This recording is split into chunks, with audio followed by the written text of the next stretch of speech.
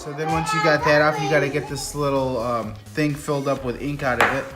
You can do that. It'll eventually come out. Or you can get something to grab it. So if you want to bang it out, or if you want to stab it with a pen and pull it out. I've got it out.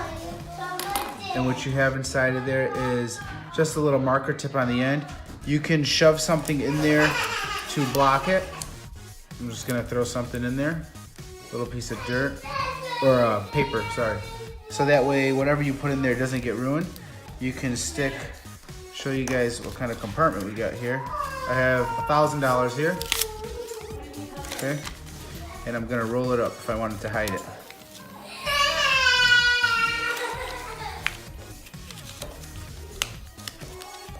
To show you guys how you can conceal it.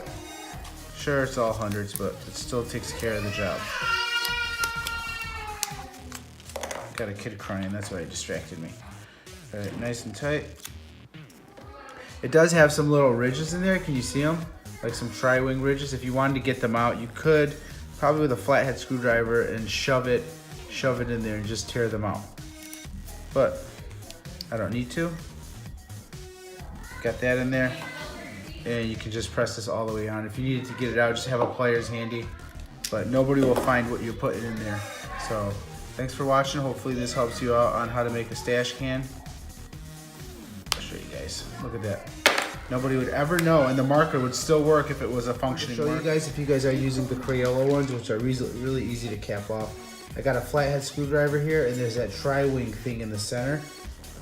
To get rid of it, you just hold this, just shove that in like that.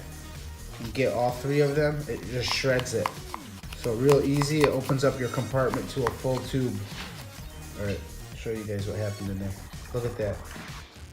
I did that for 2 seconds and it's like almost perfect. Okay, so thanks for watching. Hopefully this helps you out on how to make a stash can. I'll show you guys. Look at that. Nobody would ever know, and the marker would still work if it was a functioning marker. Okay? All right, thanks for watching. Give me a thumbs up.